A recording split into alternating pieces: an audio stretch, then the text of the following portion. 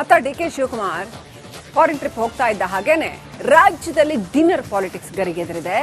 ಸತೀಶ್ ಜಾರಕಿಹೊಳಿ ಅವರ ಮನೆಯಲ್ಲಿ ಸಿದ್ದರಾಮಯ್ಯ ಬೆಂಬಲಿಗರು ನಿನ್ನೆ ಡಿನ್ನರ್ ಗೆ ಸೇರಿದ್ದಾರೆ. ಅಷ್ಟೇ ಅಲ್ಲ, ರಾಜಕೀಯ ವಿಚಾರವಾಗಿ ಹಲವು ಚರ್ಚೆಗಳಾಗಿವೆ. ಸಿಎಂ ಕೂಡ ಇದ್ರು ಅಂತ ಹೇಳಲಾಗಿದೆ.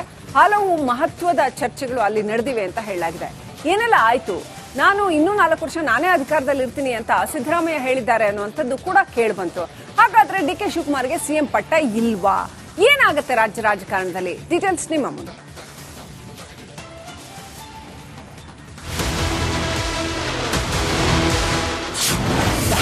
ಡಿಕೆಶಿ ಫಾರಿನ್ ಟೂರ್ ಬೆನ್ನಲ್ಲೇ ಸಿಎಂ ಆಕ್ಟಿವ್. ಡಿಸಿಎಂ ಕಟ್ಟಿ ಹಾಕಲು ಡಿನ್ನರ್ ಪಾಲಿಟಿಕ್ಸ್. ಸಿಎಂ ಸಿದ್ದರಾಮಯ್ಯ ಮೇಲಿದ್ದ ಮುಡಾ ಹಗರಣ ತೆರೆಮರೆಗೆ ಸರಿದಿದೆ. ಬಿಜೆಪಿ ಪಡೆ ಸಚಿವ ಪ್ರಿಯಾಂಕ್ ರಾಜೀನಾಮೆಯತ್ತ ಚಿತ್ತ ನೆಟ್ಟಿದೆ. ಡಿಸಿಎಂ ಡಿ.ಕೆ. ಶಿವಕುಮಾರ್ ಫಾರಿನ್ ಟ್ರಿಪ್ನಲ್ಲಿ ಬ್ಯುಸಿಯಾಗಿದ್ದಾರೆ. ಹೊಸ ವರ್ಷದಲ್ಲಿ ಹೊಸ ಉರುಪಿಗೆ ಬಂದಿರುವ ಸಿಎಂ ಸಿದ್ದರಾಮಯ್ಯ ಡಿಸಿಎಂ ನಾಗಲೋಟಕ್ಕೆ ಕಡಿವಾಣ ಹಾಕಲು ಸಜ್ಜಾಗಿದ್ದಾರೆ.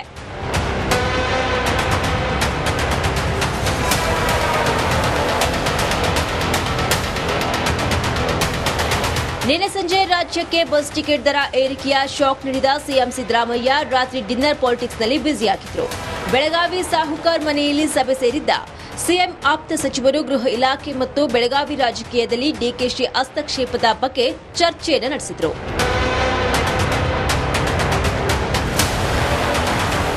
ಸಿಟಿ ರವಿ ಕೇಸ್ನಲ್ಲಿ ಡಿಕೆಶಿ ಪೊಲೀಸ್ ಇಲಾಖೆಯನ್ನ ತನ್ನ ಕಂಟ್ರೋಲ್ಗೆ ತೆಗೆದುಕೊಂಡಿದ್ದಾರೆ. ಈ ಬಗ್ಗೆ ಗೃಹ ಸಚಿವರು ಅಥವಾ ಉಸ್ತುವಾರಿ ಸಚಿವ ಸತೀಶ್ ಜೊತೆ ಚರ್ಚೆ ಮಾಡಿಲ್ಲ.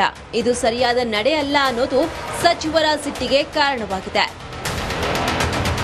ಸದ್ಯ ಡಿಕೆಶಿ ಕೈನಲ್ಲಿ ಕೆಪಿಸಿಸಿ ಅಧ್ಯಕ್ಷ ಮತ್ತು ಡಿಸಿಎಂ ಎಂಬ 2 ಪ್ರಬಲ ಅಸ್ತ್ರಗಳಿವೆ. ಡಿಕೆಶಿಯಿಂದ ಒಂದು ಹುದ್ದೆಯನ್ನ ಕಸಿದುಕೊಂಡು ಶಕ್ತಿಹರಣ ಮಾಡುವುದು ಸಿದ್ದು ಟೀಮ್ನ ರಣತಂತ್ರದ ಭಾಗವಾಗಿದೆ. ಈ ನಡುವೆ ಸಂಕ್ರಾಂತಿ ಬಳಿಕ ಸಂಪುಟ ಪುನರ್ ರಚನೆ ಚರ್ಚೆಯೂ ಜೋರಾಗಿದೆ. ರೀಶಫಲ್ ಮಾಡೋದು ಮಟ್ಟದು ಎಲ್ಲರೂ ಕೂಡ ಅಂತಿಮವಾಗಿ ಹೈಕಮಾಂಡ್ ಅವರು ತೆಗೆದುಕೊಳ್ಳೋ ನಿರ್ಣಯ. ಯಾರ ಕೈಯಲ್ಲೂ ಏನಿಲ್ಲ. ಕಾಂಗ್ರೆಸ್ ಪಕ್ಷ ಅಂದರೆ ಇದು ಒಂದು ರಾಷ್ಟ್ರೀಯ ಪಕ್ಷ. ರಾಷ್ಟ್ರೀಯ ಪಕ್ಷದಲ್ಲಿ ತೀರ್ಮಾನ ಮಾಡ್ತಕ್ಕಂಥದ್ದು ಅಂತಿಮವಾಗಿ ಹೈಕಮಾಂಡ್ ಅವರು ಯಾವತ್ತು ಬೇಕೋ ಅದು ಮಾಡ್ತಾರೆ. ಒಟ್ಟಾರೆ ಮುಂಬರುವ ರಾಜಕೀಯ ಆಟಕ್ಕೆ ಈ ಡಿನ್ನರ್ ಪಾಲಿಟಿಕ್ಸ್ ಮುನ್ನುಡಿ ಆಗಲಿದೆಯಾ ಅಂತ ಕಾದು ನೋಡಬೇಕಿದೆ. Basavaraj, political bureau, Republic Kannada, Bengaluru.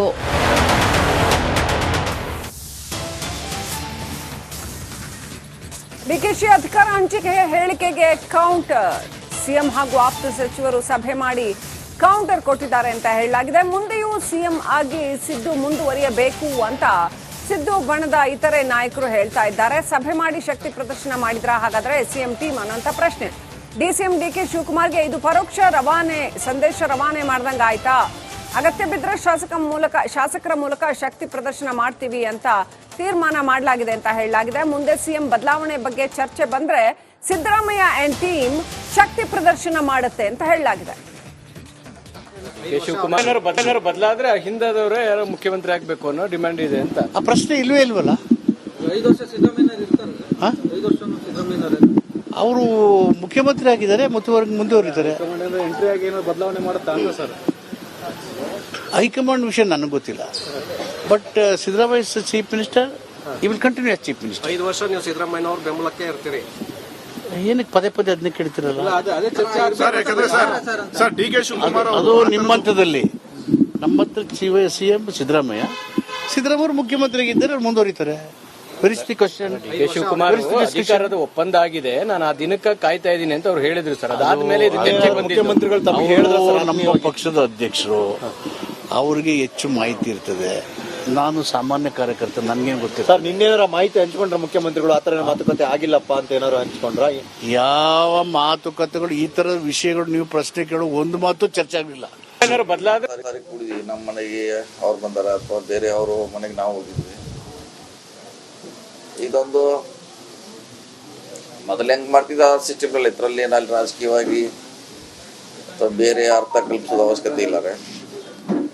So ಹೆಂಗಾರು ಹೊಸ ವರ್ಷ ಇತ್ತು, ಭಾಳಷ್ಟು ಮಂತ್ರಿಗಳು ಕೂಡಬೇಕು, ಮಾತಾಡಬೇಕಾದ್ರೆ ಅದಕ್ಕೆ ಸಿಎಂ ಅವ್ರ ಕರ್ಸಿದ್ದು ಬಂದಿದ್ರು.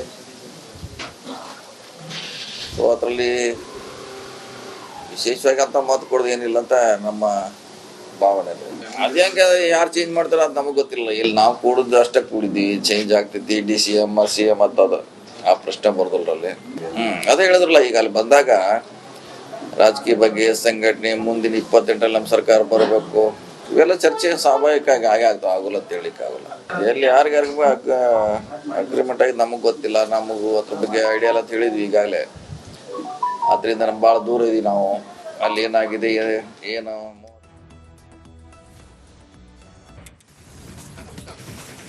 ಅತ್ತ DK ಶಿವಕುಮಾರ್ ಫಾರಿನ್ ಟ್ರಿಪ್ ಹೋಗ್ತಾ ಇದ್ದ ಹಾಗೇನೆ ರಾಜ್ಯದಲ್ಲಿ dinner politics ಗರಿಗೆದರಿದೆ.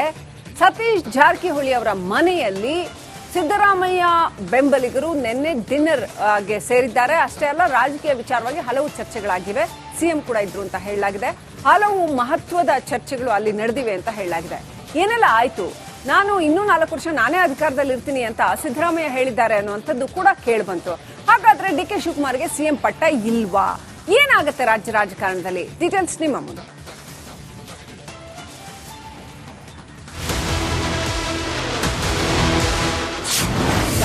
DKShi foreign tour ಬೆನ್ನಲ್ಲೇ CM ಆಕ್ಟಿವ್.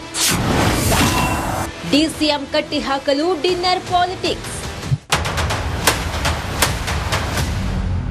CM ಸಿದ್ದರಾಮಯ್ಯ ಮೇಲಿದ್ದ ಮುಡಾ ಹಗರಣ ತೆರೆಮರೆಗೆ ಸರಿದಿದೆ. ಬಿಜೆಪಿ ಪಡೆ ಸಚಿವ ಪ್ರಿಯಾಂಕ್ ರಾಜೀನಾಮೆಯತ್ತ ಚಿತ್ತ ನೆಟ್ಟಿದೆ. DCM DK ಶಿವಕುಮಾರ್ ಫಾರಿನ್ ಟ್ರಿಪ್ನಲ್ಲಿ ಬ್ಯುಸಿಯಾಗಿದ್ದಾರೆ. ಹೊಸ ವರ್ಷದಲ್ಲಿ ಹೊಸ ಉರುಪಿಗೆ ಬಂದಿರುವ CM ಸಿದ್ದರಾಮಯ್ಯ DCM ನಾಗಲೋಟಕ್ಕೆ ಕಡಿವಾಣ ಹಾಕಲು ಸಜ್ಜಾಗಿದ್ದಾರೆ.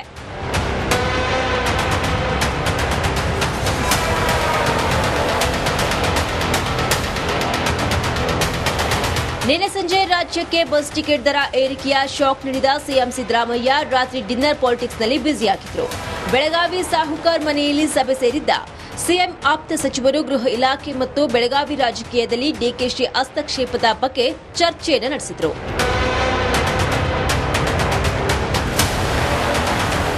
ಸಿಟಿ ರವಿ ಕೇಸ್ನಲ್ಲಿ ಡಿಕೆಶಿ ಪೊಲೀಸ್ ಇಲಾಖೆಯನ್ನ ತನ್ನ ಕಂಟ್ರೋಲ್ಗೆ ತೆಗೆದುಕೊಂಡಿದ್ದಾರೆ. ಈ ಬಗ್ಗೆ ಗೃಹ ಸಚಿವರು ಅಥವಾ ಉಸ್ತುವಾರಿ ಸಚಿವ ಸತೀಶ್ ಜೊತೆ ಚರ್ಚೆ ಮಾಡಿಲ್ಲ. ಇದು ಸರಿಯಾದ ನಡೆ ಅಲ್ಲ ಅನ್ನೋದು ಸಚಿವರ ಸಿಟ್ಟಿಗೆ ಕಾರಣವಾಗಿದೆ. ಸದ್ಯ ಡಿಕೆಶಿ ಕೈನಲ್ಲಿ ಕೆಪಿಸಿಸಿ ಅಧ್ಯಕ್ಷ ಮತ್ತು DCM ಎಂಬ 2 ಪ್ರಬಲ ಅಸ್ತ್ರಗಳಿವೆ. ಡಿಕೆಶಿಯಿಂದ ಒಂದು ಹುದ್ದೆಯನ್ನ ಕಸಿದುಕೊಂಡು ಶಕ್ತಿಹರಣ ಮಾಡುವುದು ಸಿದ್ದು ಟೀಮ್ನ ರಣತಂತ್ರದ ಭಾಗವಾಗಿದೆ. ಈ ನಡುವೆ ಸಂಕ್ರಾಂತಿ ಬಳಿಕ ಸಂಪುಟ ಪುನರ್ರಚನೆ ಚರ್ಚೆಯೂ ಜೋರಾಗಿದೆ. ರೀಶಫಲ್ ಮಾಡೋದು ಮಟ್ಟೋದು ಎಲ್ಲರೂ ಕೂಡ ಅಂತಿಮವಾಗಿ ಹೈಕಮಾಂಡ್ ಅವರು ತೆಗೆದುಕೊಳ್ಳೋ ನಿರ್ಣಯ. ಯಾರ ಕೈಯಲ್ಲೂ ಏನಿಲ್ಲ. ಕಾಂಗ್ರೆಸ್ ಪಕ್ಷ ಅಂದ್ರೆ ಇದು ಒಂದು ರಾಷ್ಟ್ರೀಯ ಪಕ್ಷ. ರಾಷ್ಟ್ರೀಯ ಪಕ್ಷದಲ್ಲಿ ತೀರ್ಮಾನ ಮಾಡ್ತಕ್ಕಂಥದ್ದು ಅಂತಿಮವಾಗಿ ಹೈಕಮಾಂಡ್ ಅವರು ಯಾವತ್ತು ಬೇಕೋ ಅದು ಮಾಡ್ತಾರೆ. ಒಟ್ಟಾರೆ ಮುಂಬರುವ ರಾಜಕೀಯ ಆಟಕ್ಕೆ ಈ ಡಿನ್ನರ್ ಪಾಲಿಟಿಕ್ಸ್ ಮುನ್ನುಡಿ ಆಗಲಿದೆಯಾ ಅಂತ ಕಾದು ನೋಡಬೇಕಿದೆ. Basavaraj, political bureau, Republic Kannada, Bengaluru.